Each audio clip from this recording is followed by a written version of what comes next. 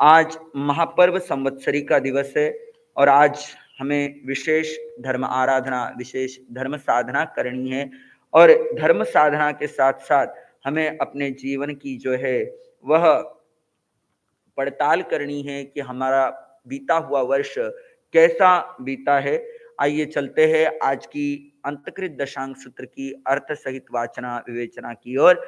प्रेम गंगा अब करो प्रवाहित, आया पर्व महान संवत्सरी जग में ज्योतिर्मान, संवत्सरी जग में ज्योतिर्मान।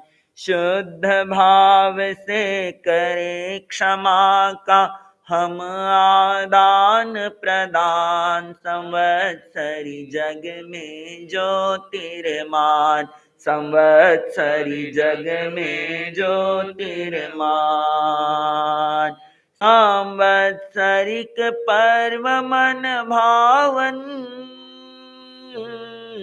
लाया है संदेश सुपावन। सांवत्सरिक पर्व मन भावन, लाया है संदेश सुपावन। जो भी भूल हुई वर्ष में, उन पर करे आज हम चिंतन। प्रतिक्रमण और प्रायश्चित है, प्रतिक्रमण और प्रायश्चित है। सच्चांतर स्नान, संवत्सरी जग में ज्योतिर्मान, संवत्सरी जग में ज्योतिर्मान। प्रेम गंगा अब करो प्रवाहित, आया पर्व महान संवत्सरी जग में ज्योतिर्मान, संवत्सरी जग में ज्योतिर्मान। आपस में सद्भाव बढ़ाओ, समभावों की ज्योति जगाओ। गड़े हुए मुर्दे न उखाड़ो, विषमता कतमस भगाओ। तीव्र कषायों से नहीं होता, तीव्र कषायों से नहीं होता। निज स्वरूप का भान, संवत्सरी जग में ज्योतिर्मान, संवत्सरी जग में ज्योतिर्मान। प्रेम गंगा अब करो प्रवाहित, आया पर्व महान संवत्सरी जग में ज्योतिर्मान, संवत्सरी जग में ज्योतिर्मान। जग में सच्चा ज्ञान क्षमा है, जग में सच्चा ध्यान क्षमा है। अनमोल मानव जीवन को कर देती महान क्षमा है। उदायन आदि जीवन से, उदायन आदि के जीवन से कर ले हम पहचान, संवत्सरी जग में ज्योतिर्मान, संवत्सरी जग में ज्योतिर्मान। प्रेम गंगा अब करो प्रवाहित, आया पर्व महान संवत्सरी जग में ज्योतिर्मान, संवत्सरी जग में ज्योतिर्मान, संवत्सरी जग में ज्योतिर्मान। परम तारक देवाधिदेव अरिहंत परमात्मा श्री सिमंदर स्वामी भगवान के श्री चरणों में अनंत अनंत आस्था के साथ अनंत अनंत वंदन, अनंत नमन। चरम तीर्थंकर क्षमा श्रमण सिद्ध परमात्मा शासनपति प्रभु महावीर स्वामी के श्री चरणों में अनंत अनंत आस्था के साथ अनंत अनंत वंदन, अनंत नमन। परम उपकारी जिन शासन देव, जिन शासन माता को नमन। आत्मज्ञानी सद्गुरुदेव, परमात्म स्वरूप, परम पूज्य युग प्रधान आचार्य भगवान के श्री चरणों में अनंत अनंत आस्था के साथ अनंत अनंत वंदन, अनंत नमन। परम श्रद्धेय श्रवण संघीय प्रमुख मंत्री श्री श्री मुनि जी महाराज के श्री चरणों में वंदन नमन करने के पश्चात आत्मप्रिय स्नेही साथी प्रवचन प्रभाकर श्री शमित मुनि जी महाराज, मधुर गायक श्री निशांत मुनि जी महाराज, भव्यात्माओं, आज महापर्व संवत्सरी का दिवस, पर्वाधिराज पर्व पर्यूषण का 8वां दिवस आप सभी श्रवण कर रहे हैं। श्री अंतकृत दशांग सूत्र का मूल अर्थ सहित वाचन विवेचन कल आपने 7वें वर्ग तक का मूल वाचन और 7वें वर्ग तक का विवेचन जो है आपने श्रवण किया था। आज चलते हैं 8वें वर्ग की ओर। श्री अंतकृत दशांग सूत्र के सप्तम वर्ग का अर्थ सुनने के अनंतर आर्य जम्बू स्वामी आर्य सुधर्मा स्वामी से प्रश्न करते हैं, निवेदन करते हैं, हे भगवान, मोक्ष संप्राप्त यावत श्रमण भगवान महावीर स्वामी ने अष्टमंग अंतकृत दशांग सूत्र के 7वें वर्ग का जो अर्थ प्रतिपादन किया वह मैंने आपके श्रीमुख से सुना। कृपा कर 8वें अंग का क्या भाव फरमाया है बतलाइए। इस प्रश्न के उत्तर में आचार्य सुधर्मा स्वामी कहते हैं, हे जम्बू, मोक्ष संप्राप्त श्रमण भगवान महावीर स्वामी ने अष्टमंग अंतकृत दशांग सूत्र के 10 अष्टम वर्ग के 10 अध्ययन बताए हैं। उनके नाम इस प्रकार है: काली सुकाली महाकाली, कृष्णा सुकृष्णा महाकृष्णा, वीर कृष्णा राम कृष्णा, पितृसेन कृष्णा महासेन कृष्णा। नाम कैसे हैं? काली सुकाली महाकाली, कृष्णा सुकृष्णा महाकृष्णा, वीर कृष्णा राम कृष्णा, पितृसेन कृष्णा महासेन कृष्णा। अपने प्रश्न का उत्तर पाकर आर्य जम्बू स्वामी आर्य श्री सुधर्मा स्वामी से कहते हैं कि भंते 8वें वर्ग के अगर 10 अध्ययन फरमाए हैं तो पहले अध्ययन का क्या भाव फरमाया है। आर्य जम्बू अनगार का यह प्रश्न सुनकर आर्य सुधर्मा स्वामी फरमाते हैं, हे जम्बू, उस काल तथा उस समय में चंपा नाम की नगरी थी। कहाँ आ गए हम? पहले कहाँ थे? जब हमारा यह आगम प्रारंभ हुआ था तब हम किस नगरी में थे? चंपा नगरी में थे। वापस हम चंपा नगरी आ गए हैं। उस काल तथा उस समय में चंपा नाम की नगरी थी। नगरी के बाहर पूर्णभद्र नामक उद्यान था। वहां चंपा नगरी में कोणिक राजा राज्य किया करता था। राजा के राज्य वैभव का वर्णन औपातिक सूत्र में वर्णित राज्य वैभव के समान समझना चाहिए। चंपा नगरी में श्रेणिक राजा की रानी तथा महाराजा कोणिक की लघु माता, श्रेणिक राजा की रानी और महाराजा कोणिक की लघु माता काली देवी थी। रानी की गुण संपदा औपपातिक सूत्र में वर्णित नारी गुण संपदा के समान जाननी चाहिए। काली देवी नंदा देवी की तरह ही भगवान के चरणों में दीक्षित हुई। सामायिक आदि 11 अंगों का इन्होंने अध्ययन किया। अनेकों व्रत बेले तेले से यावत तप संयम से अपनी आत्मा को भावित करती हुई विचरण करने लगी। एक दिन काली आर्या महासती आर्या चंदना के पास आई और उनसे निवेदन करती है, आर्या जी, यदि आप आज्ञा दे तो मैं रत्नावली तप की आराधना करना चाहती हूँ, रत्नावली तप करना चाहती हूँ। आर्या काली की उक्त बात सुनकर के महासती चंदना कहने लगी, भद्रे, जैसे तुम्हारी आत्मा को सुख हो शांति हो वैसा करो, परंतु ऐसे शुभ कार्य में प्रमाद नहीं करना चाहिए। इस प्रकार महासती आर्या चंदना से आज्ञा प्राप्त हो जाने पर आर्या काली ने रत्नावली तप की आराधना आरंभ कर दी। रत्नावली तप का स्वरूप कुछ इस प्रकार है। रत्नावली तप का स्वरूप समझे उससे पहले कुछ एक घटना निर्यावली का सूत्र के अंतर्गत आती है, उसके बारे में आप सबको बतलाना चाहूंगा।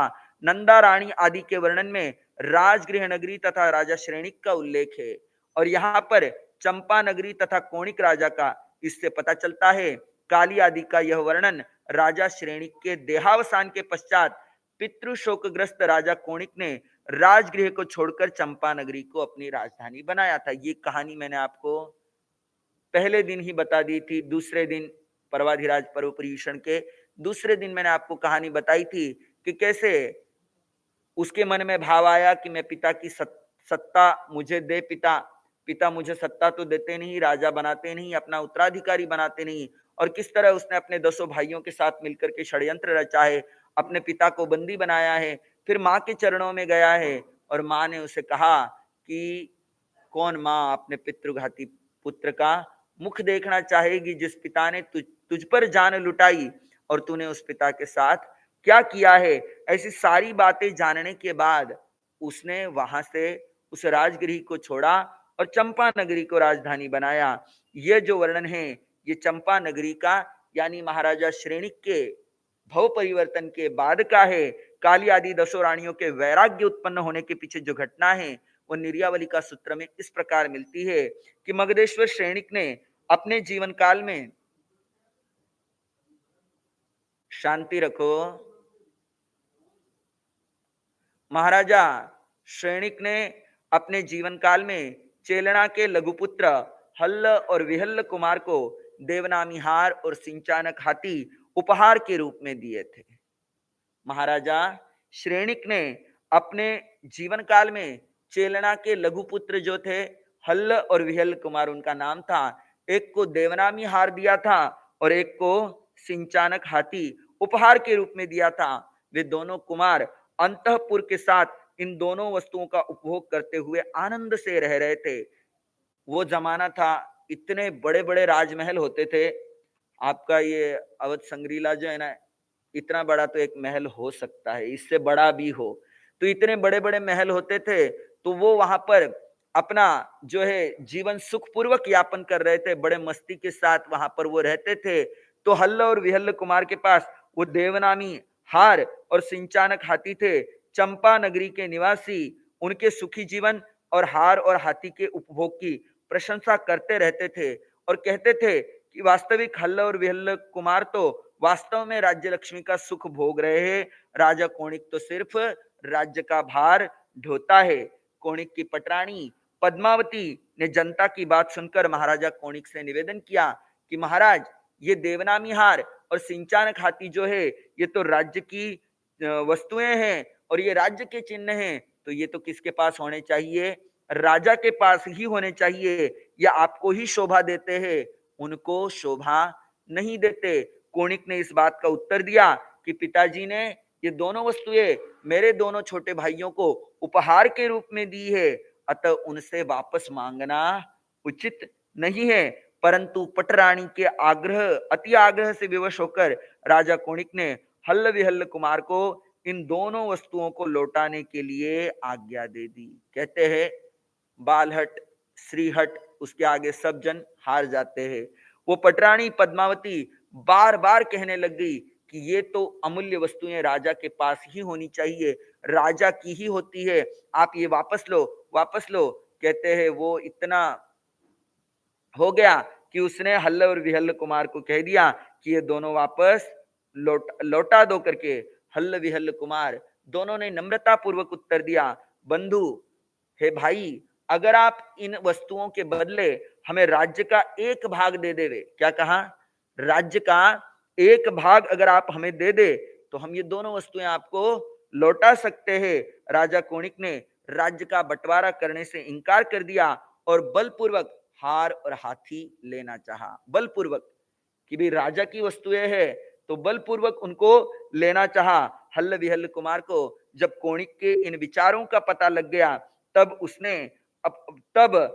वो हल्ल और विहल्ल कुमार जो है अपने परिवार, सेना, कोष, हार और हाथी के साथ चुपचाप अपने नाना चेटक के पास चले गए। कोणिक को हल्ल विहल्ल कुमार के चुपचाप चंपा से चले जाने की वार्ता जब ज्ञात हुई तो उसे बहुत क्रोध आया। मेरे भाई, मैंने उनको कहा हार और हाथी लौटाने को, तो चुपचाप रातों रात बिना किसी को बताए जो है नाना चेटक के पास चले गए हैं। उसे बहुत क्रोध आया। उसने अपने नाना राजा चेटक को हार हाथी सहित हल्ल विहल्ल कुमार को लौटाने के लिए संदेश भेजा। तब चेटक राजा जो न्याय के पक्षधर थे उन्होंने कहा, वे पहले हल्ल विहल्ल कुमार ने कहा था राज्य का एक भाग हमें दे दो, ये वस्तुएं हम लौटा देंगे। अब नाना कहते हैं कि आधा राज्य आप उन दोनों को दे दो, हम इन दोनों को तुमको लौटा देंगे। इस शर्त को अमान्य करके राजा कोणिक ने चेटक राजा की नगरी वैशाली पर आक्रमण कर दिया। पुराने जमाने में लड़ाइयां इन्हीं बातों की थी। पैसा दूसरे के पास ज्यादा है, आज भी इन्हीं बातों की लड़ाइयां है, देख लो। हमारे घर में बहुत कुछ है, परंतु हमें दुख किस बात का होता है? उसके बंगले के सामने तो मर्सिडीज खड़ी है। हमारा दुख इस बात का है। हमारे घर में भी है बहुत कुछ, उसका हमें सुख नहीं है। उसके बंगले के सामने ये चीज खड़ी है, इस बात का हमें दुख होता है। अब जब उस शर्त को अमान्य कर दिया, राजा कोणिक ने चेटक राजा की नगरी वैशाली पर आक्रमण कर दिया, क्योंकि हल्ल विहल्ल कुमार वहीं पे थे, वहीं पर वो देवनामी हार था, वहीं पर सिंचानक हाथी था।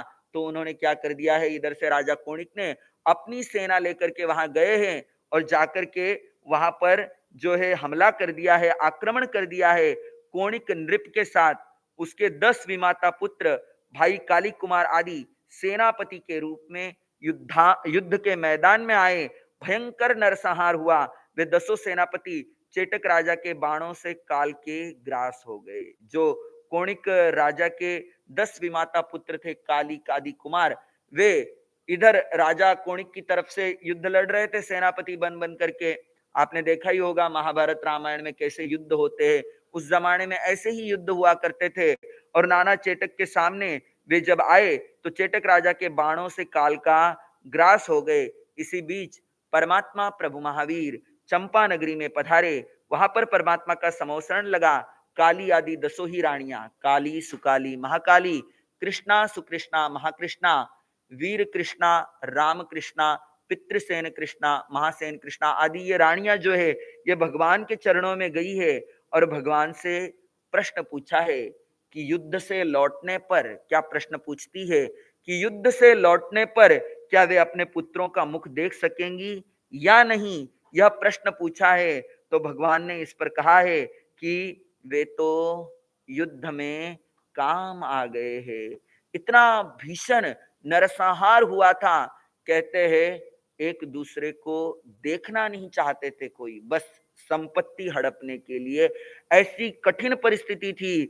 कितनी भीषण है आई घड़ी, मौत मुंह बांधे सम्मुख खड़ी। ओ कितनी भीषण है आई घड़ी, मौत मुंह बांधे सम्मुख खड़ी। हर तरफ है रुदन की ध्वनि, महल देखो या देखो झोपड़ी। इतना भीषण नरसंहार हुआ था। सारे जितने भी बलवान पुरुष थे, कितने बलवान रणशूर थे, रूप विद्या से संपन्न थे। वे पिलाते थे पानी हमें, वो खिलाते थे अन्न हमें।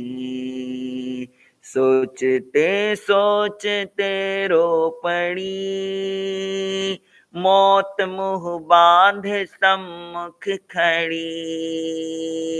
कितनी भीषण है आई घड़ी, मौत मुंह बांधे सम्मुख खड़ी। ऐसा भयानक नरसंहार हुआ है कि वो जो है वहां पर जो भी आया है, कहते हैं आग जब लगती है तो वो देखती नहीं है कि ये राजा के घर की लकड़ी है या ये गरीब के घर की लकड़ी है, बस जहां लकड़ी मिली वो जल जाती है। ऐसे ही इतना भयानक नरसंहार हुआ है कि वो जो है युद्ध में काम आ गए हैं। वे 10 के 10 पुत्र, अपने प्रभु ने उनके युद्ध में काम आने की बात बताई है। और इस बात के ऊपर ही रानी, वे 10 ही रानियां संसार की असारता को समझ गई। कैसा है ये संसार, असार है, इसमें सार जैसा कुछ भी नहीं है। यह बात उनके समझ में आ गई है और भीतर में वैराग्य आ गया है इस बात से कि जिन पुत्रों के लिए मैंने इतना कुछ किया, माँ सोचती है कि जिन पुत्रों के लिए मैंने इतना कुछ किया, वो पुत्र भाई भाई आपस में लड़ करके मर गए। अब इनके लिए संसार में मैं रुकी रही, परंतु अब नहीं। कहते हैं ये एक घटना उनके जीवन में वैराग्य को उत्पन्न कर गई। और ऐसा वैराग्य हुआ कि उन्होंने क्या किया है, परमात्मा प्रभु महावीर स्वामी के श्री चरणों में विरक्ति के साथ परम वैराग्य के साथ दीक्षा अंगीकार कर ली है।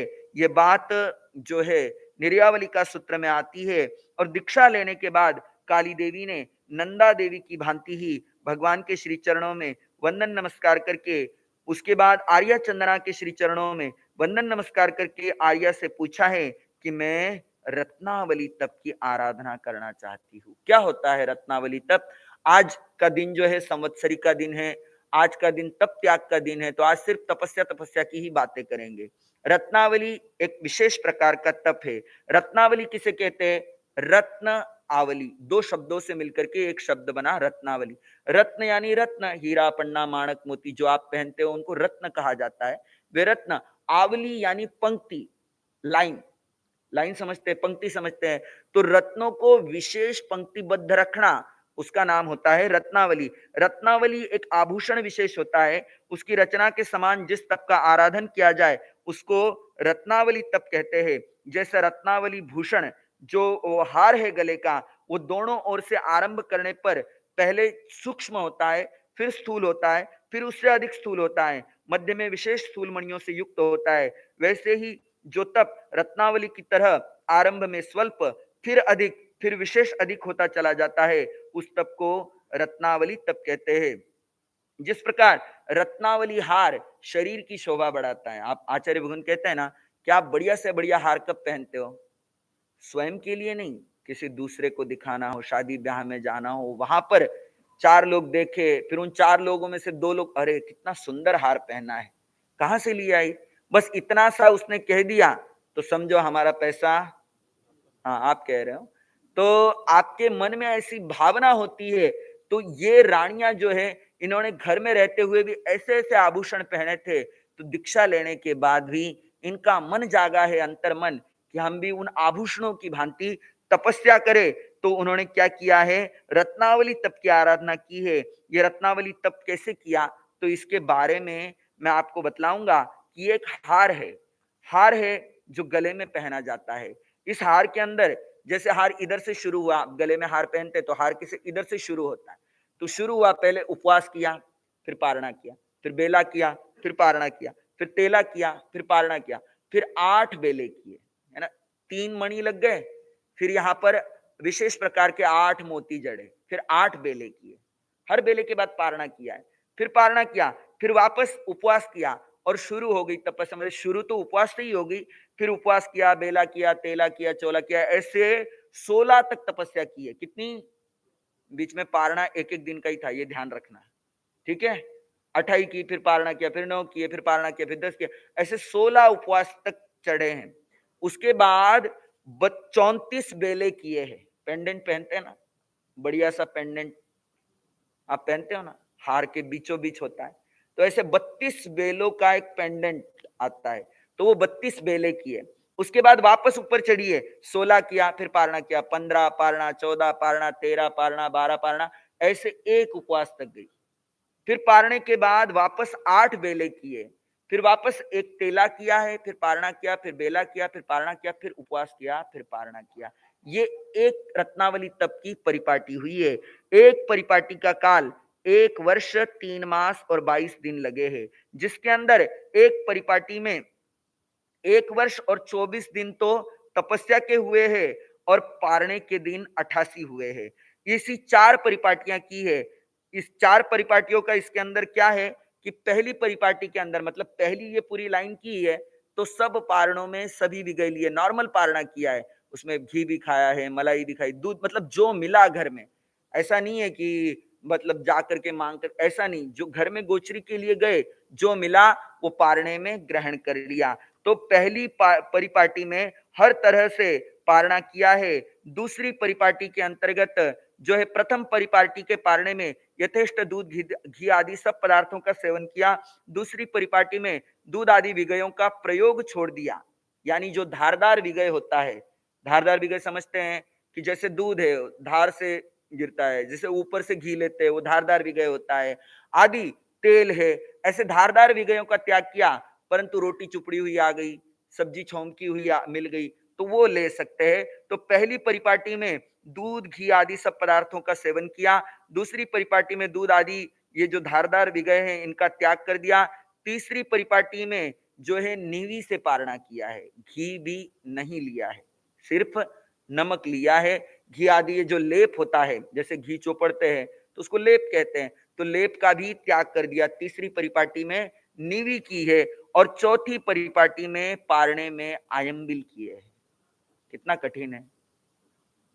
सोचना बोलना बड़ा आसान है, परंतु करना, सोचो आप 15 उपवास किए, फिर पारणे में आयंबिल किया, फिर वापस 16 उपवास किए, फिर 16 उपवास के पारणे में आयंबिल किया, फिर 34 बेले किए, हर बेले के पारणे में आयंबिल किया। ऐसे एक नहीं, दो नहीं, 4 परिपाटियां की है। उस काली महासती काली देवी ने 5 वर्ष 2 मास 28 दिनों में रत्नावली तप की आराधना संपन्न की है। और उसके बाद वो महासती आर्या चंदना के पास आई है और आकर के उनको वंदन नमस्कार करते हुए बाद में पुनः अनेक व्रत बेले तेले चोले पचोलों की तपस्या से अपनी आत्मा को भावित करती हुई वो विचरण जीवन अपना व्यतीत करने लग गई। वो रानियां जिनके पांव कभी धरती पर नहीं पड़े थे, कहा भी है, थी भले सुकोमल काया करके तप घोर दिखाया, थी भले सुकोमल काया करके तप घोर दिखाया। तप को अर्पित क्षण क्षण जीवन, तप को अर्पित क्षण क्षण जीवन किया समर्पित, क्षण क्षण जीवन किया समर्पित, क्षण क्षण जीवन शासन यश चमकाया करके तप घोर दिखाया, शासन को चमकाया करके तप घोर दिखाया। आप सबके 28 की साता पूछ लेता हूँ, बोलो तो सही। हाँ, मेरे को पता है आप सबने 28 की हुई है, परंतु अनुमोदना में भी महान लाभ मिलता है। थी भले सुकोमल काया करके तप, थी भले सुकोमल काया करके तप घोर दिखाया, थी भले सुकोमल काया करके तप घोर दिखाया।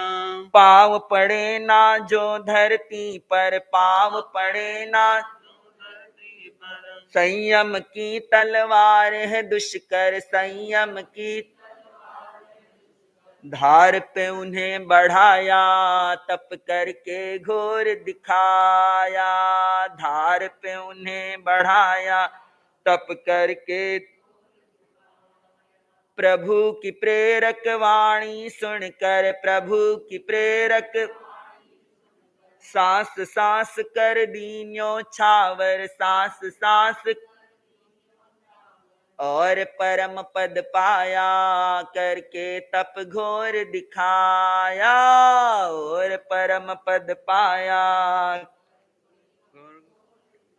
वो रानी महासती काली देवी जिसने 5 वर्ष 2 मास 28 दिनों में रत्नावली तप की आराधना की है, और उसके अंतर्गत उसने उन 5 वर्षों में 5 वर्ष 2 मास 28 दिन तो तपस्या के हुए हैं, और उसके अंदर जो है उसने पारणे सिर्फ 352 आए हैं इस तपस्या के अंदर, रत्नावली तप के अंतर्गत। और ऐसी भीषण तपस्या करने के बाद उसने अनेक प्रकार की तपस्या की है, और तपस्या करने के बाद उस काली आर्या का उग्र तप से शरीर बहुत दुर्बल हो गया था।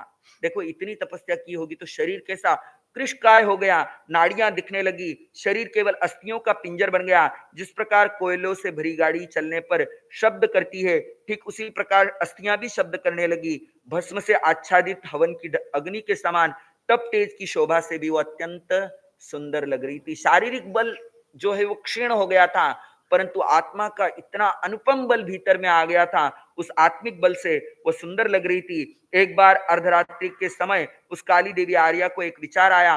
भगवती सूत्र में वर्णित स्कंदक मुनि की तरह वह चिंतन करने लग गई, यद्यपि मेरा शरीर तपस्या के कारण अत्यंत दुर्बल हो गया है, तथापि अभी मेरे भीतर में उत्थान यानी खड़ा होना, कर्म यानी कार्य करना, बल यानी शक्ति, वीर यानी सामर्थ्य, पुरुषकार यानी उद्योग, पराक्रम यानी कार्य चेतना, श्रद्धा यानी आस्था, धृति यानी धैर्य, और संवेग यानी वैराग्य मोक्ष प्राप्ति की कामना विद्यमान है। इसलिए मुझे उचित है कि मैं अगले दिन सूर्योदय होते ही आर्य चंद्रा महास्थी के पास आज्ञा प्राप्त करके संलेखना की आराधना करूं और इस तरह अन्न जल का परित्याग कर दूं और मृत्यु की आकांक्षा न करती हुई जीवन व्यतीत करूं। ऐसा विचार करने के अनंतर प्रातःकाल होने पर वह आर्या चंद्रा साध्वी के पास आती है, उनको वंदन नमस्कार करती है और वंदन नमस्कार करके उनको निवेदन करती है। क्या निवेदन करती है? कि आप आज्ञा दे हे आर्ये, यदि आप आज्ञा दे तो मेरी इच्छा है कि मैं संलेखना की आराधना द्वारा अन्न जल का परित्याग करके मृत्यु की आकांक्षा न करती हुई अपने जीवन को व्यतीत करूं। आर्या काली देवी की ऐसी विनीत प्रार्थना सुनकर मास्टर आर्या चंदना ने कहा, भद्रे, जैसे तुम्हारी आत्मा को सुख हो वैसा करो। उस पर आर्या चंदना की आज्ञा मिल जाने के बाद काली देवी ने संथारा संलेखना करके अंगीकार करके अन्न जल का परित्याग कर दिया और मृत्यु की आकांक्षा न करती हुई वो जीवन यापन करने लग गई। संलेखना मतलब क्या है? संलेखना मतलब होता है, इसके दो अर्थ होते हैं, शरीर कषाय आदि का शोषण और अनशन व्रत से शरीर त्याग का अनुष्ठान। जोशना का अर्थ है आराधना और जुष्ट का अर्थ है आराधित होना।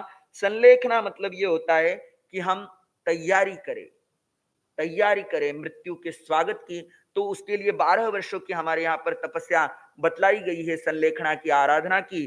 तो वो जो है जिसमें एक तरफ तो शरीर कृश हो रहा है, दूसरी तरफ कषाय कृश हो रहे और आत्मा का बल बढ़ता जा रहा है, बढ़ता जा रहा है। तो वैसे उस आर्या चंदना ने जो है संलेखना की आराधना करते हुए उसमें ना इस लोक की आकांक्षा है, न परलोक की आकांक्षा है, न जीवित रहने की आकांक्षा है, न मृत्यु की आकांक्षा है।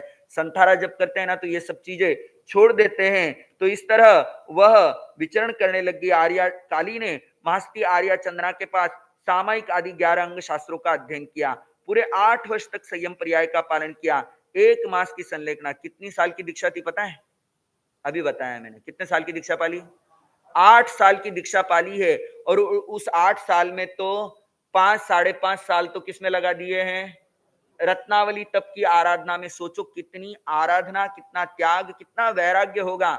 हमको तो एक उपवास करना होता है ना, तो पहले दिन हम धारणा करते हैं, सोचते हैं कल उपवास है, कल कल उपवास अच्छा होना चाहिए, आज कुछ मतलब दाल बाटी चूरमा वगैरह, आज याद नहीं दिलाता हूँ, सबके उपवास ही है, पर कल खाया ही होगा आप लोगों ने। इस तरह की हमारे भीतर की भावनाएं रहती है। उन रानियों ने कैसी तपस्या की है। इस तरह आर्या काली ने 8 वर्ष तक संयम पर्याय का पालन किया। 1 मास की संलेखना से अपने को मोक्ष मार्ग के अनुकूल बनाया।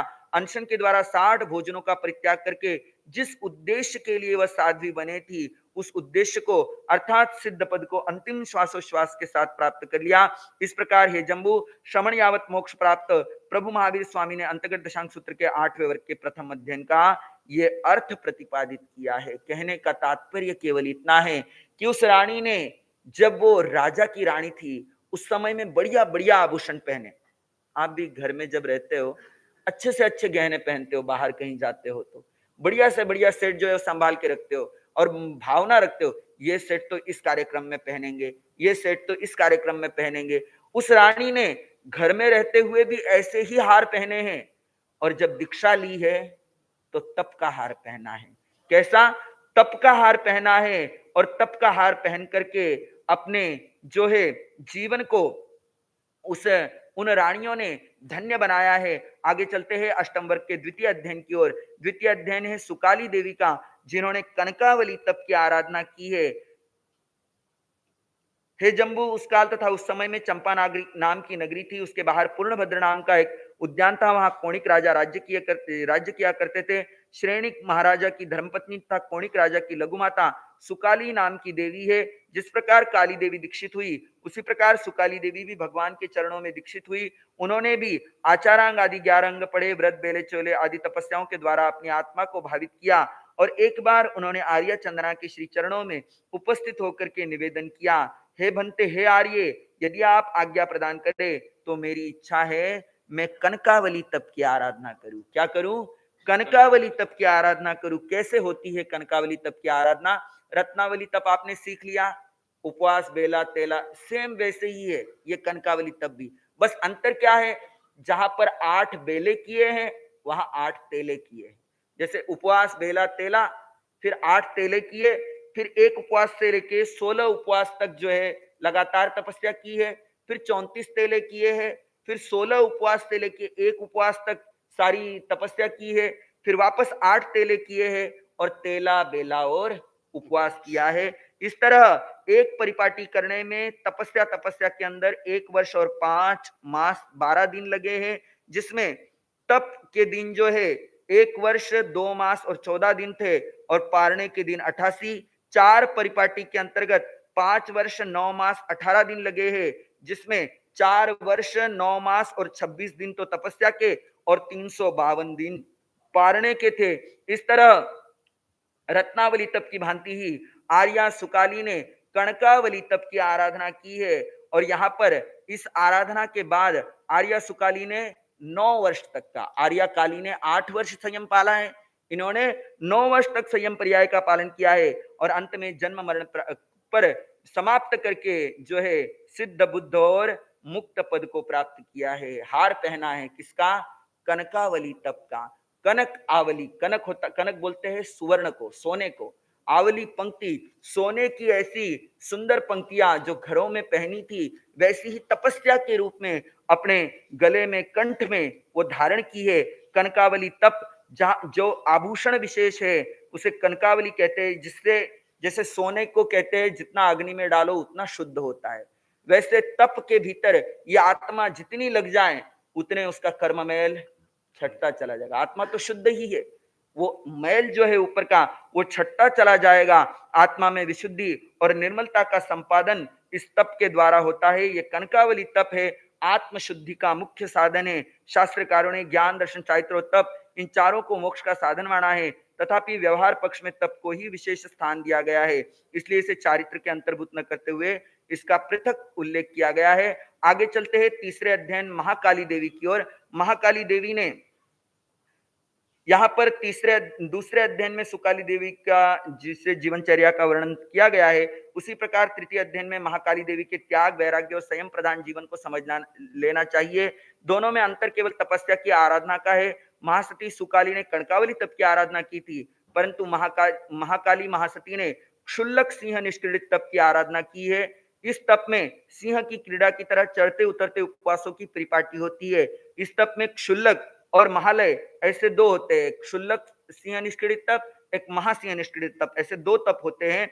और इस महाकाली आर्या ने क्षुल्लक सिंह निष्क्रिय तप या लघु सिंह निष्क्रिय तप किया है। इसके अंदर क्या किया? आपने कभी शेर को जाते हुए देखा हो या सुना हो?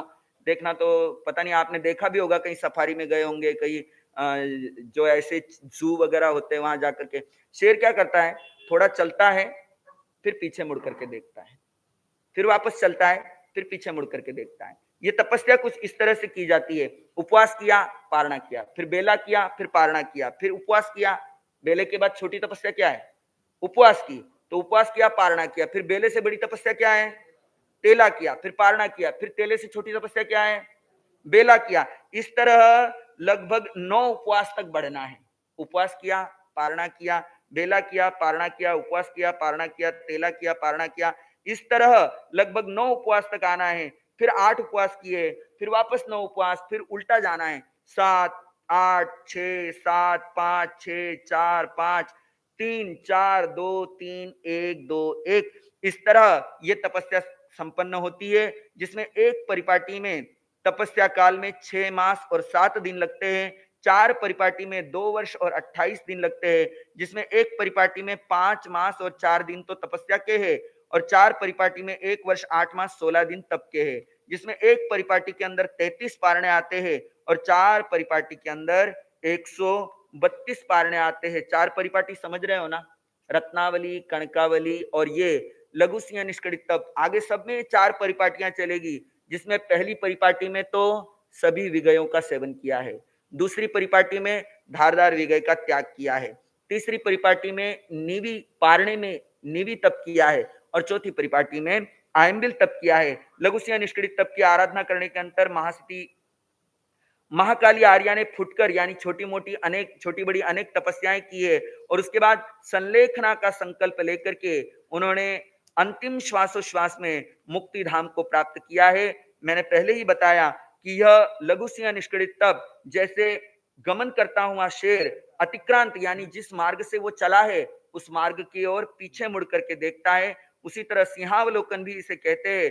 वैसे ही इस यह तप किया है। आगे चलते हैं चौथे अध्ययन की ओर। चौथे अध्ययन में कृष्णा देवी ने महासिंह निष्क्रिय तप किया है। जिस प्रकार महाकाली देवी के जीवन का वर्णन किया गया है उसी प्रकार कृष्णा देवी के जीवन का वर्णन भी समझना चाहिए। अंतर केवल इतना है कि महाकाली ने लघु सिंह निष्क्रिय तप किया था और यहाँ कृष्णा देवी ने महासिंह निष्क्रिय तप किया है। लघु सिंह निष्क्रिय तप के अंतर्गत हम जो है वह 9 उपवास तक जो है वो बढ़े थे। एक उपवास किया, फिर पारणा किया, फिर बेला किया, फिर पारणा किया, फिर उपवास किया, फिर पारणा किया, फिर तेला किया। इस तरह हम 9 उपवास तक गए थे और महासिंह निष्क्रिय तप में 16 उपवास तक बढ़ते हैं। इतना भेद है कि लघु में 1 उपवास से लेकर 9 तक आगे बढ़ते हैं, परंतु महासिंह निष्क्रिय में 1 उपवास से शुरू करके 16 उपवास तक जाते हैं। फिर 16 से वापस पीछे उतरते हुए क्रमशः 15 इस तरह करना होता है। एक परिपाटी का काल जो है 1 वर्ष 6 मास 18 दिन है। चारों परिपाटियों का समय 6 वर्ष 2 मास और 12 दिन है, जिसके अंदर तपस्या के दिन जो है एक परिपाटी में 1 वर्ष 4 मास और 17 दिन है। 4 परिपाटी में 5 वर्ष 6 मास और 8 दिन है। एक परिपाटी के पारणे 61 आते हैं और 4 परिपाटी के पारणे 244 आते हैं। इस तरह उस महासती कृष्णा आर्या ने यह तपस्या की है और उसके बाद काली देवी की भांति ही अंत में उन्होंने संलेखना संथारा करके अपने समस्त कर्म क्षय करके सिद्ध बुद्ध और मुक्त धाम को प्राप्त किया है। आगे चलते हैं 5वें अध्ययन की ओर। 5वां अध्ययन है सुकृष्णा देवी का। सुकृष्णा देवी ने भिक्षु प्रतिमा तप की आराधना की है। सुकृष्णा देवी का वर्णन भी आर्या कृष्णा देवी के जीवन के भांति ही समझ लेना चाहिए। इसमें अंतर इतना है कि सुकृष्णा देवी ने सप्त सप्तमिका नामक भिक्षु प्रतिमा की आराधना की है। सुकृष्णा आर्या ने, काली आर्या ने रत्नावली किया, सुकाली ने कौन सा किया, कनकावली किया। फिर आगे जो है लघु सिंह निष्क्रिय तप किया, फिर महासिंह निष्क्रिय तप किया। ये सुकृष्णा देवी ने जो है वह सप्त सप्तमिका भिक्षु प्रतिमा की आराधना की है। वो क्या होती है सप्त सप्तमिका अष्ट अष्टमिका ये जो है भिक्षु प्रतिमा, तो इसके अंदर बताया कि जैसे एक सप्ताह है, सप्ताह में कितने दिन होते हैं, 7 दिन। उन 7 दिनों में प्रतिदिन पहले सप्ताह में पहले 7 दिन में एक दत्ती अन्न की, एक दत्ती पानी के लिए। दत्ती समझते हो, दत्ती यानी दाता के द्वारा एक बार में जितना आहार दिया जाए उसको दत्ती कहते हैं।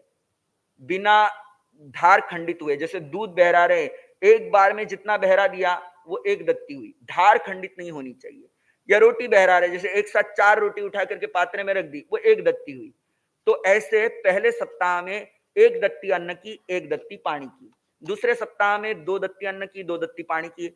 ऐसे 7वें सप्ताह में 7 दत्ती अन्न की, 7 दत्ती पानी की। इस तरह से ये तपस्या की जाती है। इसे सप्त सप्तमिका भिक्षु प्रतिमा कहते हैं, जिसके अंदर कुल 49 दिवस लगते हैं और 196 दत्तियां इसमें ग्रहण की जाती है।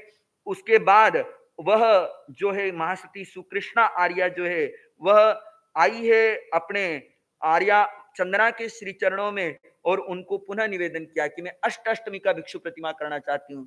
उसमें पहले 8 दिन एक दत्ती अन्न की, एक दत्ती पानी की। ऐसे 8वें 8 दिन, दूसरे 8 दिन 2 दत्ती अन्न की, 2 दत्ती पानी की। तीसरे 8 दिन 3 दत्ती अन्न की, 3 दत्ती पानी की। ऐसे 8वें 8 दिन 8 दत्ती अन्न की, 8 दत्ती पानी की ग्रहण की है। इस तरह यह अष्ट अष्टमी का भिक्षु प्रतिमा हुई, जिसके अंदर कुल 64 दिन लगे हैं। 288 दत्तियां 288 दत्तियां ग्रहण की है। उसके बाद 9 नवमी का भिक्षु प्रतिमा की है, जिसमें पहले 9 दिनों में एक दत्ती अन्न की, एक दत्ती पानी की। दूसरे 9 दिनों में 2 दत्ती अन्न की, 2 दत्ती पानी की। ऐसे 9वें 9 दिन में जो है 9 दत्ती अन्न की, 9 दत्ती पानी की। ये प्रतिमा की आराधना करने में कुल 81 डेज लगे हैं, 81 दिन लगे हैं और 405 दत्तियां जो है वो आहार की ग्रहण की गई है। आगे उन्होंने 10 दशमी का भिक्षु प्रतिमा की है, जिसमें पहले 10 में एक दत्ती अन्न की, एक दत्ती पानी की। दूसरे 10 में 2 दत्ती अन्न की, 2 दत्ती पानी की। ऐसे 10वें दशक में 10 दत्ती अन्न की, 10 दत्ती पानी की ग्रहण की है। इसमें 100 दिन तो उन्हें तपस्या में लगे हैं और 550 दत्तियां उन्होंने ग्रहण की है। इस तरह इन्होंने 10 दशमी का भिक्षु प्रतिमा की आराधना करने के अनंतर महास्थिति सुकृष्णा ने व्रत बेला तेला आदि अनेक तपस्याएं की है और उसके बाद अपनी आत्मा को भावित किया है। कठिन तप के कारण उसका शरीर जो है अत्यंत दुर्बल हो गया था। फिर उसने विचार किया कि मेरा शरीर दुर्बल हो गया है, तथापि मेरे भीतर में उत्थान, बल, कर्म, वीर्य, पुरुषकार, पराक्रम है, तो मैं संलेखना की आराधना करूं। फिर उन्होंने संलेखना की है और इस तरह संलेखना संथारा करके अपने संपूर्ण कर्मों का क्षय कर मोक्ष गति को प्राप्त किया है। ये 5वां अध्ययन हुआ है। तप जो है वो अग्नि है जो हमारे कर्मों को जलाती है। आत्म मंदिर में इसे प्रज्वलित करने से कर्ममल जल जाता है और आत्मा शुद्ध, शुद्धतर, शुद्धतम बनती जाती है। छठा अध्ययन है महाकृष्णा देवी का। इन्होंने किया है लघु सर्वतोभद्र तप। यह लघु सर्वतोभद्र तप किया है, जिसके अंतर्गत ये क्या होता है लघु सर्वतोभद्र तप? तो सर्वतोभद्र तप दो प्रकार का है, एक लघु सर्वतोभद्र तप, एक महासर्वतोभद्र तप। लघु क्षुल्लक शब्द का प्रयोग किया गया है गणना करने पर जिसके अंक सम अर्थात बराबर हो, विषम ना हो और जिधर से गणना की जाए उधर से ही समान हो, उसे सर्वतोभद्र कहते हैं। आज की पीढ़ी को समझाऊं तो आप सुडोकू देखते हैं ना, एक जैसी लाइनिंग में जो है वो काउंटिंग आती है, वैसी तपस्या की है कि एक जैसी काउंटिंग आनी चाहिए। ये जो है सर्वतोभद्र इसे कहा जाता है। चारों ओर से जिधर से भी गिने तो उसका योग यानी उसका इक्वल 15 बनना चाहिए। कितना बनना चाहिए? 15 बनना चाहिए। ऐसी तपस्या की है। तो ऐसी तपस्या के अंतर्गत क्या किया है? उस जो है रानी ने लघु सर्वतोभद्र तप किया है। महाकृष्णा आर्या ने, उन्होंने क्या किया? उपवास किया, पारणा किया, बेला किया, पारणा किया, तेला किया, पारणा किया, चोला किया, पारणा किया, पचोला किया। पारणा किया, फिर वापस तेला किया, पारणा किया, चोला किया, पारणा किया, पचोला किया, पारणा किया, उपवास किया, पारणा किया, बेला किया, फिर वापस पचोला किया, पारणा किया, उपवास किया, पारणा किया, बेला किया, पारणा किया, तेला किया, पारणा किया, चोला किया, पारणा किया, फिर वापस बेला किया, पारणा किया, तेला किया, पारणा किया, चोला किया, पारणा किया, उपवास पचोला किया, पारणा किया, उपवास किया, फिर वापस चोला किया, पारणा किया, उपवास किया, पारणा किया, बेला किया, पारणा किया, तेला किया, पारणा किया। इस तरह ये एक परिपाटी हुई जिसमें 75 दिन तो तपस्या के हुए हैं और 25 दिन पारणे के हुए और इस तरह ये एक परिपाटी इसमें हुई है। इस लघु सर्वतोभद्र की भी 4 परिपाटियां बताई गई है। इस तप की चारों परिपाटियों का काल 1 वर्ष 1 मास तथा 10 दिन है। बाकी सारा वर्णन जो है पहले की रानियों की भांति ही समझ लेना चाहिए। इतनी तपस्या करने के अनंतर उन्होंने भी उसी तरह जो है संलेखना संथारा के द्वारा अपनी आत्मा को भावित करके सिद्ध, बुद्ध और मुक्त पद को प्राप्त किया है। 4 परिपाटियां आपको समझ में आ गई। पहली परिपाटी में सभी विगयों का सेवन किया है, दूध, दही, घी, तेल, गुड़ आदि सभी विगय लिए हैं। दूसरी परिपाटी में धारदार विगय का त्याग किया है। तीसरी परिपाटी में नीवी तप किया है और चौथी परिपाटी में आयम्बिल तप किया है। इस तरह यह जो है लघु सर्वतोभद्र तप महाकृष्णा आर्या ने किया है। आगे किया है महासर्वतोभद्र तप। ये महासर्वतोभद्र तप किया है वीर कृष्णा आर्या ने। उन्होंने भी उसी तरह जो है बाकी शेष सारी बात समझ लेनी चाहिए। उन्होंने महासर्वतोभद्र तप की आराधना की है वीर कृष्णा देवी ने। इसमें अंतर क्या है? इस तप की 7 लताएं होती है, 7 लड़ियां। उस लघु सर्वतोभद्र की तो केवल 5 लड़ियां थी और इसकी कितनी है? 7 लड़ियां हैं। यहाँ पर इसकी 5 लड़ियां बताई है लघु सर्वतोभद्र तप की और इसकी 7 लड़ियां हैं। और इसमें क्या होता है? पहले उपवास किया, फिर पारणा किया, बेला किया, पारणा किया, तेला किया, पारणा किया, चौला किया, पारणा किया, पचोला किया, पारणा किया, 6 किए, पारणा किया, 7 किए। इस तरह फिर चौला किया, पारणा किया, पचोला किया, पारणा किया, 6 किए, पारणा किया, 7, 1 2 3, फिर 7 किए, 1 2 3 4 5 6। इस तरह तपस्या वो करती गई है। इस एक परिपाटी के अंतर्गत जो है महासर्वतोभद्र तप की एक लड़ी में 28 उपवास और 7 पारणे होते हैं। 7 लड़ी की एक परिपाटी होती है जिसमें एक परिपाटी के अंदर 196 उपवास होते हैं और 49 पारणे होते हैं। 4 परिपाटी के अंतर्गत आगे बतलाया है कि 4 परिपाटियों का समय जो है 2 वर्ष 8 मास और 20 दिन का होता है। इसी तरह ये सारी तपस्या करने के बाद अंत में संथारा संलेखना के साथ उस महासती वीर कृष्णा आर्या जिन्होंने महासर्वतोभद्र तप का तप किया था, उन्होंने 8 ही कर्मों को क्षय करके सिद्ध, बुद्ध और मुक्त पद प्राप्त किया है। आगे चलते हैं 8वें अध्ययन की ओर। 8वां अध्ययन है रामकृष्णा देवी का। इन्होंने भद्रोत्तर प्रतिमा तप किया है। क्या होता है यह भद्रोत्तर प्रतिमा तप? तो इसके लिए कहा भद्र यानी कल्याणप्रद और कल्याण उत्तर यानी प्रधान। यह प्रतिमा परम कल्याणप्रद होने से भद्रोत्तर प्रतिमा कहा जाता है। इसके अंदर उन्होंने क्या किया है? इसकी भी 5 लड़ियां हैं और पहली लड़ी ही शुरुआत ही 5 उपवास से होती है। 5 उपवास किए, पारणा किया, 6 उपवास किए, पारणा किया, 7 उपवास किए, पारणा किया, 8 उपवास किए, पारणा किया, 9 उपवास किए। इस तरह यह पहली लड़ी हुई है भद्रोत्तर प्रतिमा की। एक लड़ी के अंतर्गत 35 उपवास हुए हैं और 5 पारणे हुए हैं। एक परिपाटी के अंतर्गत 175 उपवास हुए हैं, 25 पारणे हुए हैं और 4 परिपाटी के अंतर्गत 700 उपवास और 100 पारणे हुए हैं। इस तरह यह भद्रोत्तर प्रतिमा तप है जिनकी इसमें वैसी ही 4 परिपाटियां की गई है। इन 4 एक परिपाटी में 6 मास और 20 दिन लगते हैं। 4 परिपाटियों का समय 2 वर्ष 2 महीने और 20 दिन का है। शेष सारा वर्णन जो है पहले काली आर्या के समान जान लेना चाहिए और इन्होंने अंत में संलेखना संथारा करके सिद्ध बुद्ध और मुक्त पद को प्राप्त किया है। आगे चलते हैं 9वें अध्ययन की ओर। 9वां अध्ययन है पितृसेन कृष्णा आर्या का, जिन्होंने किया है मुक्तावली तप। मुक्तावली तप जैसे रत्नावली कनकावली हार है गले का, वैसे ही मुक्तावली भी गले का हार है। मुक्त आवली, मुक्त होता है मोती को बोलते हैं मुक्ता, और उसकी पंक्ति। तो कैसे इन्होंने किया है वो तपस्या मुक्तावली तप कैसा किया है, तो उसके बारे में यहाँ पर वर्णन आ रहा है कि मुक्तावली तप के अंतर्गत उन्होंने क्या किया है? उपवास किया, फिर पारणा किया, फिर बेला किया, फिर पारणा किया, फिर उपवास किया, फिर पारणा किया, फिर तेला किया, फिर पारणा किया, फिर उपवास किया, फिर पारणा किया, फिर चोला किया, फिर पारणा किया। इस तरह बीच बीच में एक एक उपवास करते गए और एक एक उपवास किया है और एक एक उपवास बढ़ाते गए हैं। ऐसा गए हैं 16 उपवास तक। 16 उपवास किए, फिर उपवास किया, फिर पारणा करके 15 उपवास किए, फिर पारणा किया, फिर एक उपवास किया, फिर पारणा किया, फिर 14 उपवास किए, फिर पारणा किया, फिर एक उपवास किया। ऐसे उतरते उतरते वापस एक उपवास तक आना होता है। मुक्तावली तप के अंतर्गत इस तरह इसमें जो है प्रथम परिपाटी की आराधना में, एक परिपाटी की आराधना में 11 महीने 15 दिन लगते हैं और 4 परिपाटियों का काल 3 वर्ष और 10 महीने का होता है। शेष सारा वर्णन काली आर्या के भांति समझना चाहिए। उन्होंने भी अंत में संलेखना संथारा करके अपने सिद्धवत को प्राप्त किया है। मुक्तावली शब्द का अर्थ होता है मोतियों का हार। जैसे मोतियों का हार बनाते समय कहीं पर कम मोती रखे जाते हैं, कहीं पर ज्यादा मोती रखे जाते हैं और मोती बढ़ते जाते हैं। एक मोती रखा, फिर 2 मोती रखे, फिर 1 रखा, फिर 3 रखे, फिर 1 रखा, फिर 4 रखे, फिर 5 रखे। इस तरह बढ़ाते बढ़ाते बढ़ाते बढ़ाते 16 मोती का पेंडेंट आ गया है।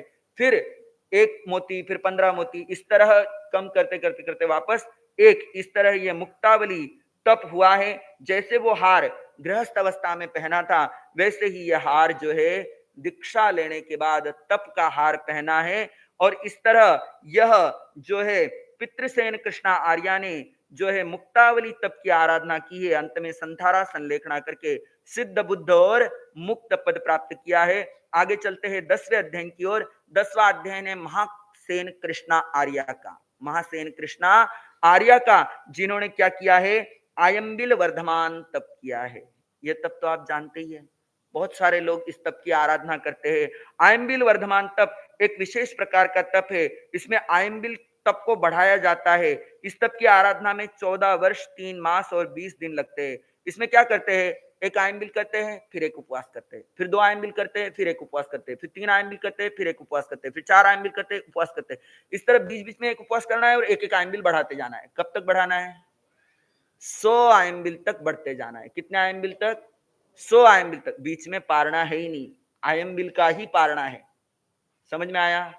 एक आयम्बिल किया, एक उपवास किया, फिर 2 आयम्बिल किए, फिर एक उपवास किया, फिर 3 आयम्बिल किए, उपवास किया। अभी वर्तमान में बहुत सारे साधु साध्वी भी इस आयम्बिल वर्धमान तप की आराधना करते हैं। बहुत सारे लोग भी पूछते हैं हमारा साहब आयम्बिल वर्धमान तप का पाया डालना है, कैसे डाले?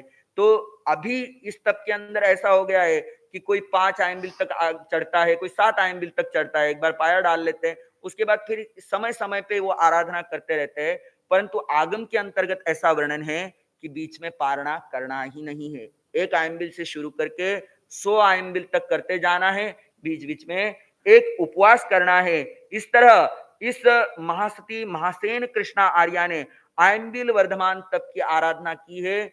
14 वर्ष 3 महीने और 20 दिन तक इसकी आराधना, इस आयंबिल तप की आराधना की है। गणना करने पर आयंबिल के दिन तो 5050 बनते हैं और इस तरह उपवास जो है 100 उपवास इसके अंतर्गत आते हैं।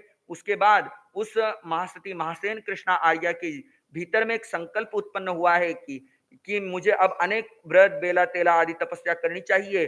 जब तपस्या से उनका शरीर अत्यंत दुर्बल हो गया, परंतु तपोजन्य आंतरिक तेज के कारण वह अत्यंत शोभा प्राप्त कर रही थी। तब एक बार पिछली रात्रि में धर्म जागरणा करते हुए उसके मन में एक संकल्प उत्पन्न हुआ कि मुझे अब क्या करना चाहिए, संलेखना करनी चाहिए।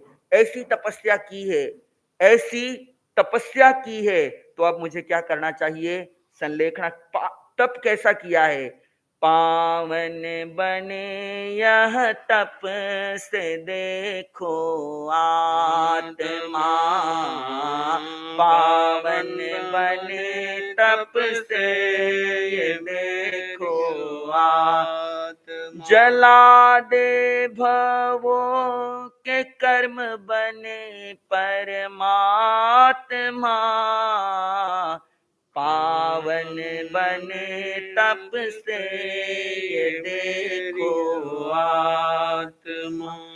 हमारे शास्त्रकार, हमारे गुरु, हमारे महापुरुष, हमारे भगवान क्या कहकर गए हैं, तप से कटेंगे कर्म ये आत्मा का अस्त्र है, इसके समक्ष पाप, इसके समक्ष पाप, इसके समक्ष पाप सब होते निरस्त्र है।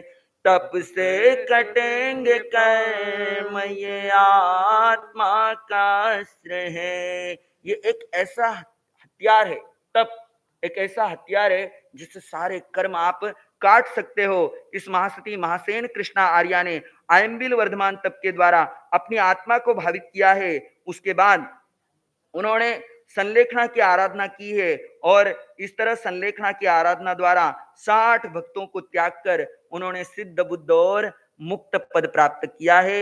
यह 8वां वर्ग है जिसमें काली आदि 10 रानियों का वर्णन है, जिसमें काली आर्या ने 8 वर्ष संयम काल पाला है, सुकाली आर्या ने 9 वर्ष का संयम काल पाला है, महाकाली आर्या ने 10 वर्ष का संयम काल पाला है, कृष्णा आर्या ने 11, सुकृष्णा ने 12, महाकृष्णा ने 13, वीर कृष्णा ने 14, राम कृष्णा ने 15, पितृसेन कृष्णा ने 16 और महासेन कृष्णा ने 17 वर्ष का संयम काल पाला है। इस तरह यह अंतकिर दशांग सूत्र का 8वां वर्ग यहाँ पर संपन्न हो रहा है और इस अंतकिर दशांग सूत्र के सभी वर्गों में तथा वर्गों के सभी अध्ययनों में विशेष तपस्या के विलक्षण चमत्कारों तथा परम साध्य निर्वाण पद प्राप्त करने की उसकी क्षमता का निर्देश दिया गया है। महासती जो काली आर्या है, उन्होंने क्या है, ऐसी तपस्या की है, ऐसी साधना की है, ऐसी आराधना की है कि उन्होंने अपने जीवन को जो है सुंदर सुंदरतम सुंदरतम बनाया है। इस तरह उन्होंने तप की आराधना करके अपने जीवन को धन्य किया है। अब आप सबने यह वर्णन सुना है तो आपके भीतर में भी ये भाव आने चाहिए, क्या, मुझे भी तप करना है। अब आप कहोगे महाराज साहब इतने उपवास तो हम कर नहीं सकते, इतनी तप साधना तो हम कर नहीं सकते, कैसे करें, तो उपवास से नहीं कर सकते, आयंबिल से करो। आयंबिल से नहीं कर सकते, एकासन से करो, कर तो सकते हैं। एक एकासन किया, फिर पारणा किया, फिर 2 एकासन किए, पारणा किया, 3 एकासन किया, कर सकते हैं। मन के भीतर में संकल्प हो तो तपस्या के द्वारा आप यह जो है तप, जो सारे तप मैंने आपको बताए, रत्नावली, कणकावली, लघुसिया निष्कड़ित, महासिया निष्कड़ित, अष्ट सप्त सप्तमिका, अष्टमिका तो नहीं हो सकते, परंतु लघु सर्वतोभद्र, महासर्वतोभद्र, भद्रोत्तर प्रतिमा तप, मुक्तावली तप और आयंबिल वर्धमान तप, इसकी आराधना आप सभी कर सकते हैं। इस तरह तपस्या के द्वारा अपनी आत्मा को भावित करके ये 90 आत्माएं अपना जीवन जो है वो कल्याण कर गए हैं। कहते हैं काली आदि रानी जीवन उद्धार कर गई। तप के गहने पहने सच्चा श्रृंगार कर गई। काली आदि रानी जीवन उद्धार कर गई। तप के गहने पहने सच्चा श्रृंगार कर गई। कितने हार पहनते हो, इतने गहने हैं घर के अंदर, मन के भीतर में एक भावना तो आज लेकर के आओ कि मेरा जो ये जीवन है, इस जीवन काल में मैं एक तपस्या तो अवश्य करूंगी। फिर चाहे वो एकासन से करूं, आयम बिल से करूं, उपवास से करूं तो सर्वश्रेष्ठ, परंतु एक तपस्या तो मैं अपने जीवन में अवश्य करूंगा, अवश्य करूंगी, नहीं अवश्य करूंगा, अवश्य करूंगी। दोनों के लिए प्रेरणा है, चाहे आप सामयिक से ही ये तप क्यों ना करो। सामयिक भी देखो, एक सामयिक आज की, फिर कल 2 सामयिक की, फिर परसों 3 सामयिक की। आप संकल्प करोगे ना तो निश्चित आप ये तप आराधना कर जाओगे। श्रद्धेय आचार्य भगवान के जीवन को देखो, कितने वर्ष हो गए हैं एकांतर तप की आराधना करते हुए। तप करने के बाद जीवन में कुछ न कुछ ऐसे विघ्न भी आते ही है, परीक्षा होती ही है, और उस परीक्षा में हमें सफल होना है। कुछ लोग सोचते हैं अभी क्या है, कोई नहीं, एकासन का ही वर्षित तप है, आज पारणा कर लेता हूं, आगे 2 एकासन कर लूंगा, 3 एकासन। ऐसा नहीं करना। तपस्या शुद्ध करना और भीतर में संकल्प मजबूत रखना। अगर आपका संकल्प मजबूत होगा तो निश्चित रूप से आप कर्म क्षय करके मुक्ति की ओर आगे बढ़ जाओगे। यह जो है श्री अंतकृत दशांग सूत्र का 10वां अध्ययन और 8वां वर्ग संपन्न हुआ। आगे हे जम्बू, इस प्रकार निश्चय से ही धर्म के संस्थापक यावत मोक्ष संप्राप्त श्रमण भगवान महावीर स्वामी ने 8वें अंग अंतकृत दशांग सूत्र का यह अर्थ प्रतिपादन किया है। इस प्रकार मैं कहता हूं, ऐसे आचार्य सुधर्मा स्वामी कह रहे हैं। अंतकृत दशांग सूत्र इसका एक श्रुत स्कंद है, इसके 8 वर्ग है, 8 दिनों में ही इसका उपदेश किया जाता है। पहले तथा दूसरे वर्ग में 10 और 8 अध्ययन है, तीसरे वर्ग में 13 अध्ययन है, चौथे और 5वें वर्ग में 10-10 अध्ययन है, छठे वर्ग में 16 अध्ययन है, 7वें वर्ग में 13 अध्ययन है, 8वें वर्ग में पुनः 10 अध्ययन है।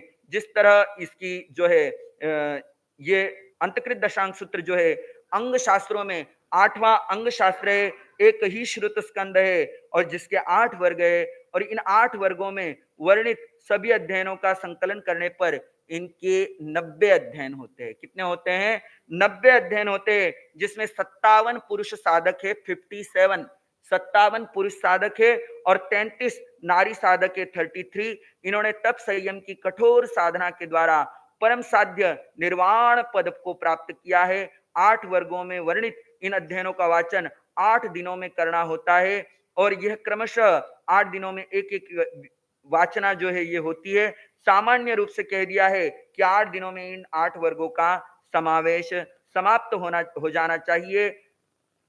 आजकल जैन जगत के महापर्व पर्युषण में अंतगढ़ सूत्र के पठन पाठन की परंपरा 8 दिनों में पूर्ण करने के कारण ही इसकी पाई जाती है। 8वां दिन महापर्व संवत्सरी का और 7 दिन पर्व पर्युषण के। इस प्रकार इन 8 दिनों में साधु साध्वी श्रावक श्राविकाओं द्वारा श्री अंतकृत दशांग सूत्र का वाचन और श्रवण होता है, जिसमें इस वाचन और श्रवण में हम अपने भीतर में वैराग्य तप भावना को लेकर के आए। यह सूत्र जो है अनेकानेक कल्याणकारी अमूल्य शिक्षाएं हमारे जीवन में लेकर के आता है। कल्याणाभिलाषी जो साधक है उसके अंतर्गत धैर्य और दृढ़ निश्चय किसकी भांति होना चाहिए? गज सुकुमाल की भांति होना चाहिए। सहनशीलता और सहिष्णुता मुनिवर अर्जुन माली की भांति होनी चाहिए। राजगृह के मान्य प्रसिद्ध धनपति सेठ सुदर्शन की तरह धर्म में आस्था होनी चाहिए। जीवन की वास्तविकता का दिग्दर्शन मुनिवर अतिमुक्त कुमार जैसा होना चाहिए। त्याग क्या है, तपस्या कैसे की जाती है, आदि प्रश्नों का ज्वलंत उदाहरण हमारे सामने है। कृष्ण वासुदेव की पद्मावती आदि रानियां, तो महाराजा श्रेणी की काली आदि पटरानियां, इन सब के जीवन से हम अपने जीवन में त्याग, वैराग्य, वितरागता को अपने भीतर में लेकर के आए। ये श्री अंतकृत दशांग सूत्र का स्वाध्याय हमारे जीवन में जो है एक ऐसी प्रेरणा लेकर के आए और हम अपने जीवन में कर्म निर्जरा की ओर आगे बढ़े।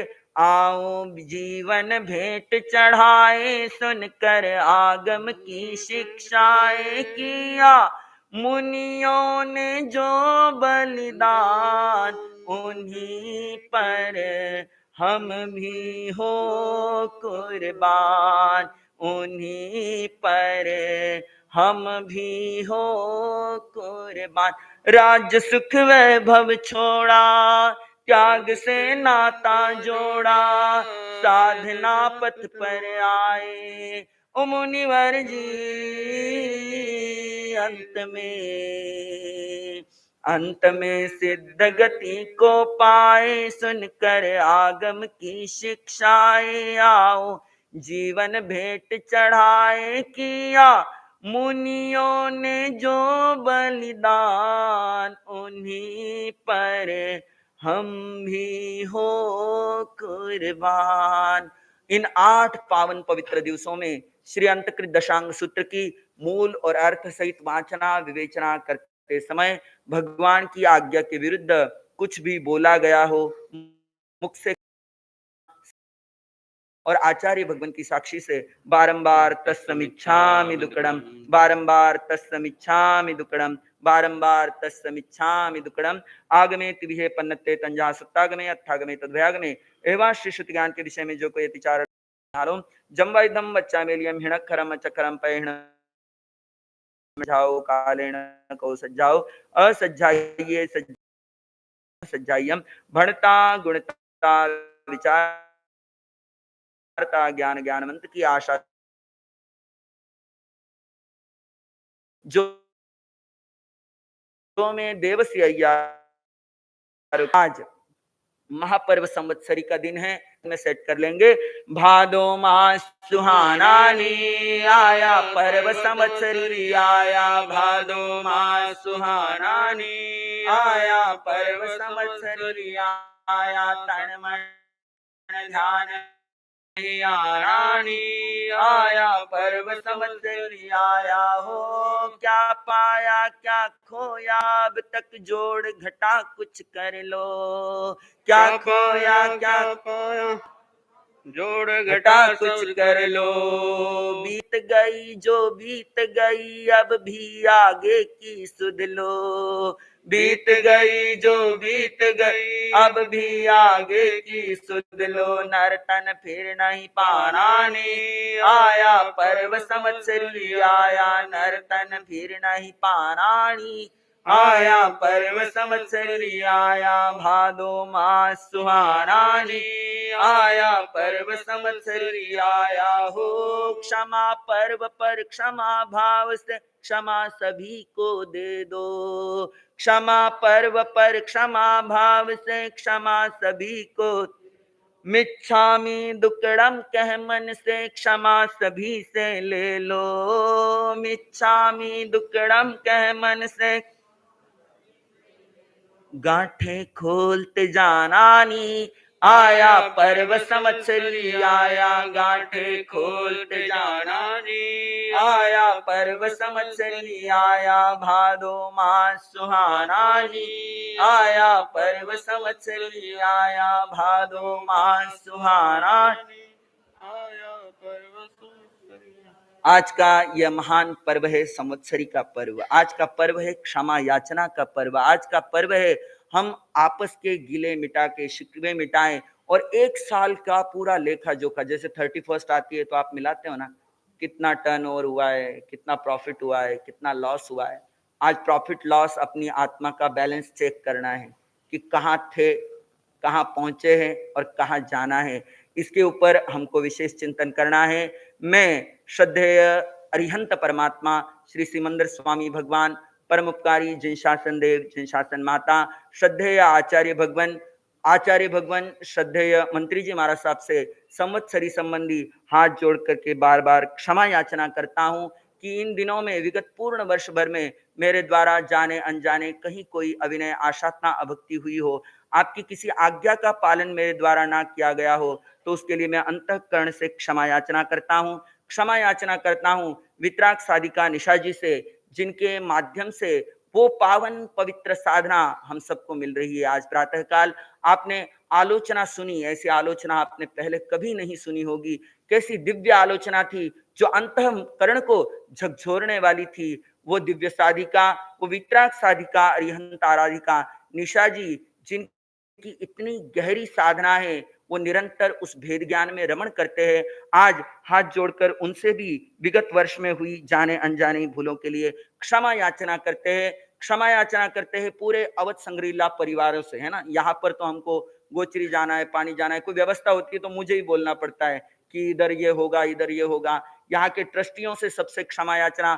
फिर जो भी हमारे साधु साध्वी है, हमारे श्री शमित मुनि जी महाराज, श्री निशांत मुनि जी महाराज, श्री शाश्वत मुनि जी महाराज, श्री शौर्य मुनि जी महाराज, नवदीक्षित श्री जो है शमेश मुनि जी, शुचित मुनि जी और शशांक मुनि जी, इनसे भी खूब खूब क्षमा याचना। उसके बाद पूरा अवध संग्रीला परिवार, जहां पर हमारा पिछले काफी समय से यहाँ पर रहना हो रहा है, साधना आराधना, और यहाँ रहते हुए कहीं पर भी आपके किसी भी प्रकार के कोमल दिल को मेरे कठोर वचनों के द्वारा ठेस पहुंची हो, तो अंतःकरण से क्षमा याचना के भाव है। आप हर अंतःकरण से क्षमा कर अनुग्रहित करेंगे। आज का दिन क्षमा याचना का दिन है। हम क्षमा मांगे और क्षमा दे, अपने जीवन को कल्याण की ओर आगे बढ़ाए। इन्हीं भावों के साथ आगमे तिभिः पन्नते तंजा सत्तागमे अट्ठागमे तद्भयागमे एवाश्री श्रुत ज्ञान के विषय जो कोई अतिचार आगे होते मैं आलम जम्बाई धम बच्चा मेलियम हिणखरम अचखरम पयहिणम विणहिणम जोग हिणम घोषिणम सुट्टुदिनम दुट्टपरिच्यम अकाले को सज्जाओ कालेन को सज्जाओ